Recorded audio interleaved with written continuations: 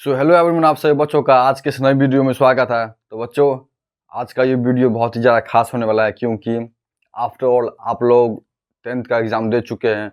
अब बहुत बच्चों के मन में सवाल आ रहा होगा, रिजल्ट आ गया, सब कुछ आ गया, लेकिन बहुत बच्चों के मन में सवाल आ गया होगा कि हम कौन सा स्ट्रीम लें, यानी कि आफ्टर 10th के बाद हम क्या करें। बहुत बच्चा के मन में डाउट होता है।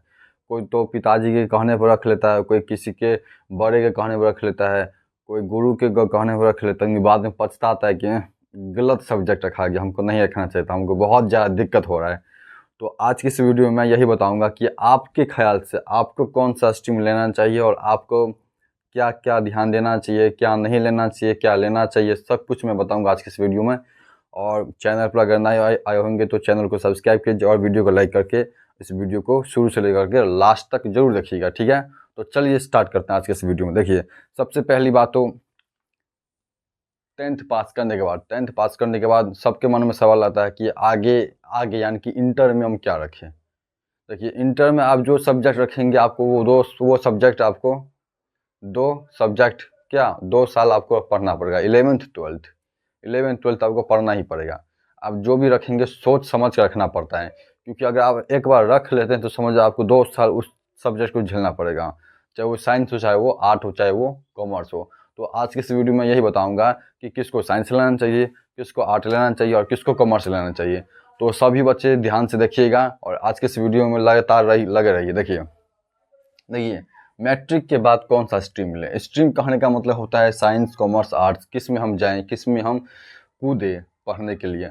10th तक का तो सबका सर्वांगीण विकास होता है। 10th तक का ही क्लास 1 से लेकर के 10th तक ऐसा क्लास होता है, पीरियड ऐसा टाइम होता है जिसमें आप जो है सब कुछ पढ़ सकते हैं।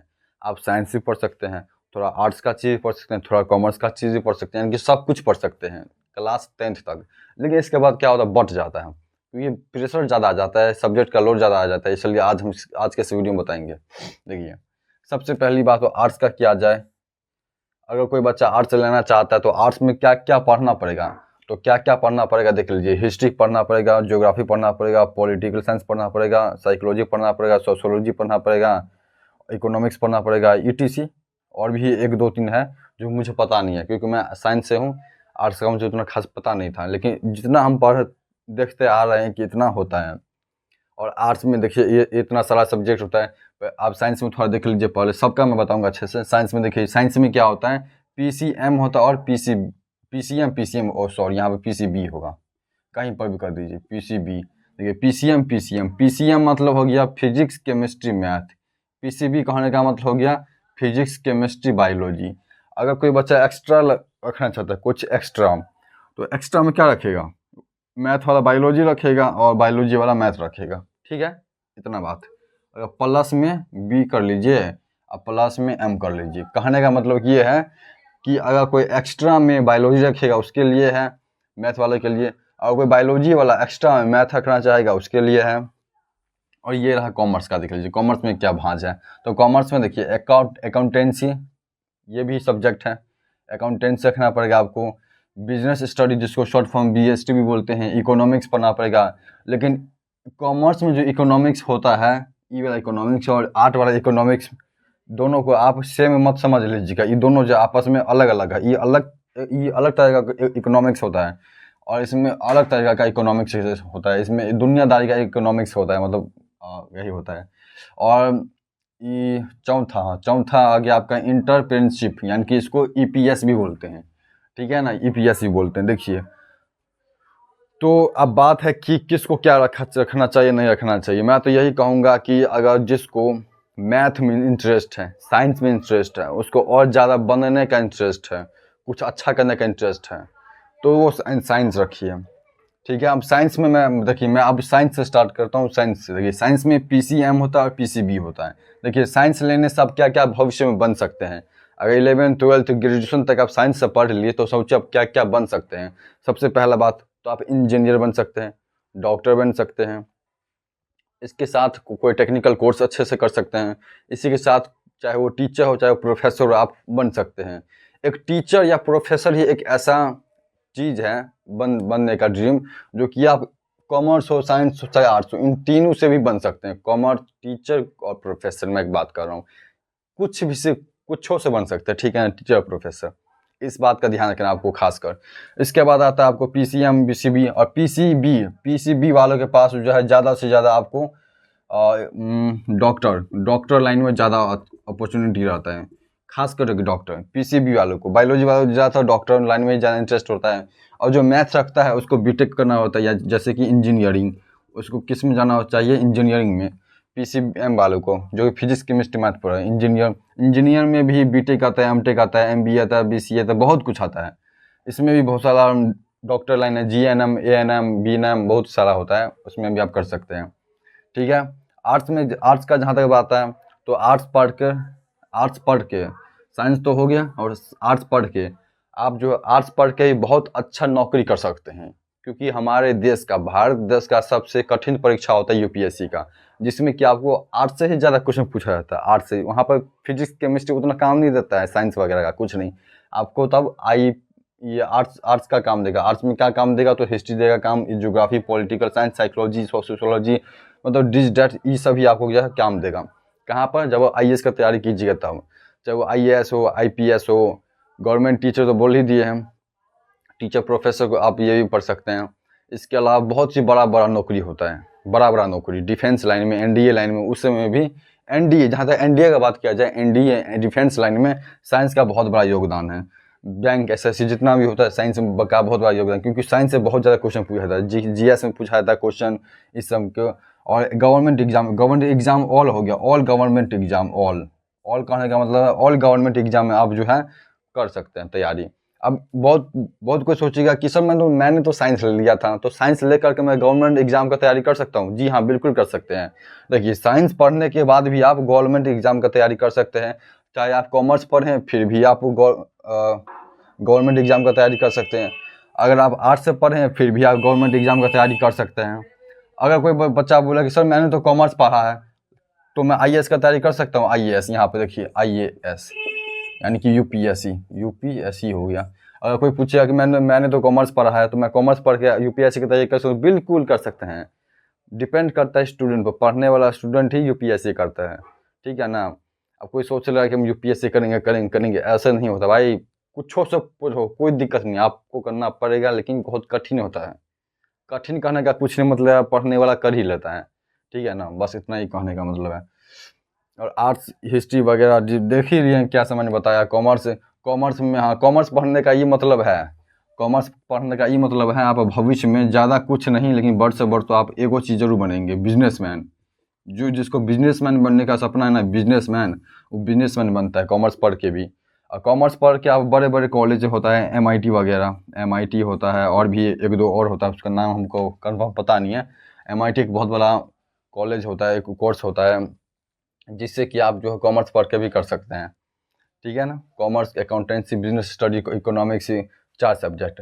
और सबसे मेन बात, सबसे मेन बात यहाँ पर आता है कॉमन सब्जेक्ट क्या है इन तीनों में, फिजिक्स, आर्ट्स हो, साइंस और कॉमर्स हो, इन तीनों में सबसे मेन कॉमन सब्जेक्ट है आपका, क्या बताइए जल्दी से। इंग्लिश होगा और हिंदी होगा, ये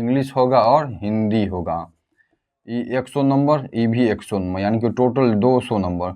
200 नंबर का एग्जाम होगा आपका, इंग्लिश और हिंदी। और ये जो है कॉमर्स वालों के लिए भी वही है, साइंस वालों के लिए भी वही है, और आर्ट्स वालों के लिए भी वही है। वही बातचीत चैप्टर, सब में बातचीत होगा। हिंदी का चैप्टर है ना, बातचीत, हाँ, तो सबका वही चैप्टर है। इंग्लिश भी कॉमन है। और देखिए 10th का एग्जाम दिए होंगे आप लोग बिहार बोर्ड से, तो फिक्स है कि इंग्लिश का नंबर नहीं जुड़ाता है। लेकिन जब इंटर में जाइएगा, इंटर में चाहे साइंस हो, चाहे कॉमर्स, चाहे आर्ट्स, कोई फर्क नहीं पड़ता है, लेकिन आपको 100 नंबर इंग्लिश फिक्स है, कंपलसरी है। हिंदी और इंग्लिश कंपलसरी, और तीनों का एक ही रंग होता है। ये नहीं कि इसका अलग हो गया, इसका अलग हो गया, सो नहीं, तीनों के लिए इंग्लिश और हिंदी सेम होता है। तो इतना बात तो समझ गए। और आप आर्ट्स हो, साइंस हो, कॉमर्स हो, कुछ हो से की है, आप सभी चीज़ का गवर्नमेंट एग्जाम का तैयारी कर सकते हैं, चाहे एसएससी हो, बैंक हो, रेलवे हो, ग्रुप डी हो, एनटीपीसी हो, वगैरह वगैरह वगैरह, जो भी है सब कर सकते हैं, ठीक है ना। देखिए, अब बहुत कुछ क्या होता है, देखिए बहुत कुछ क्या होता है, बहुत कुछ मतलब ये भी होता है। देखिए, एक चीज़ बता रहे हैं आप लोगों को, देखिए एक चीज़ बता रहे हैं, बहुत बच्चा क्या करता है, जिसको 400 प्लस नंबर आया रहता है ना, सामाजिक आर्थिक और गार्जियन के कहने पर भी जो है उल्टा पुल्टा स्ट्रीम ले लेता है, बाद में उसको पछताना पड़ता है कि क्या हम गलती कर लिए। देखिए पॉइंट नंबर वन सामाजिक दबाव, पॉइंट नंबर 2 सामाजिक दबाव, इस 2 में है गार्जियन। तीसरा नंबर क्या हो सकता है बताइए? तीसरा नंबर होता है आपको बताइए। हाँ आर्थिक, हम बोले थे ना आर्थिक बोले तो आर्थिक पैसा। देखिए अब यहाँ पर आता है कि कौन सा स्ट्रीम ले। कई बार क्या होता है, सामाजिक दबाव के कारण भी बच्चा उल्टा पुल्टा स्ट्रीम ले लेता है। सामाजिक दबाव कहने का मतलब है कि अगल वाला बगल वाला तगल वाला जो भी हो, अगल बगल का कोई भैया दीदी वगैरह वगैरह रहता है, एगो दूगो हर गांव में, हर किसी के पड़ोस में रहता होगा। किसी से पूछिएगा तो बताएगा तू साइंस रख ना यार, तू कॉमर्स रख ना यार, क्या करता है, कॉमर्स रख, आर्ट्स रख, साइंस रख, कहता है कि नहीं कहता है। और उनके बहकावे में आकर के हम कई बार रख भी लेते हैं। उसके बाद जब पढ़ते हैं 1-2 महीना 6 महीना, तब आपको पछताना पड़ता है। जब पछताना पड़ता तब आपको सोचिएगा।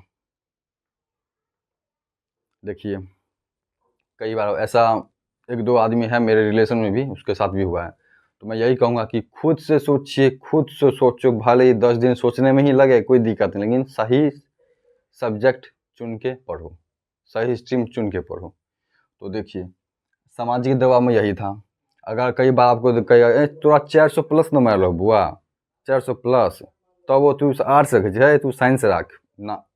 अब बच्चा को जो मन है वो पढ़िए, ऐसा कुछ दबाव नहीं है। जिसका मन होता है वही पढ़े। जिसको इतिहास में पढ़ने में मन लगता है वो आर्ट्स रखेगा, जिसको साइंस पढ़ने में मन लगता है, मैथ पढ़ने में मन लगता है, वो पीसीए में रखेगा, जिसको बायोलॉजी पढ़ने में अच्छा लगता है वो पीसीबी रखेगा, है ना। तो किसी पर दबाव नहीं होना चाहिए, सबका अपना मन होता है।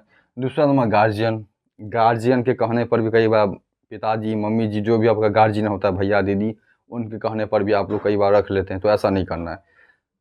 मेरा कहने का मतलब कि एक बार गार्जियन को भी एक बार पूछना चाहिए अपने बच्चों से कि तोरा की रखे मोनोपोली से बुआ, कि इस तरह से बच्चा से पूछना चाहिए कि हाँ तुमको क्या रखने का मन है, जो रखने का मन है वो रख लो, कोई दिक्कत नहीं है। मतलब इस तरह से पूछना चाहिए खुल के। अब ये नहीं तू साइंस रख बस भगल बात खत्म, आर्ट रख है ना, कॉमर्स रख, ऐसा नहीं करना है।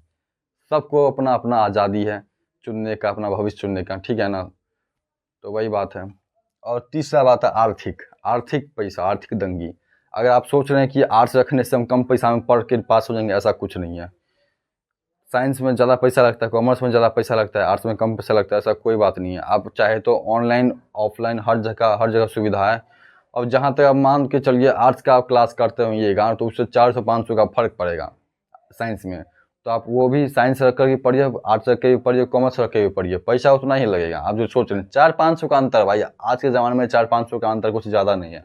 400-500 का अंतर रहता है, ज़्यादा नहीं, ठीक है ना। और आप चाहे तो ऑनलाइन, जिसको ज़्यादा पैसा का दिक्कत है, हर घर में स्मार्टफोन होगा ही होगा।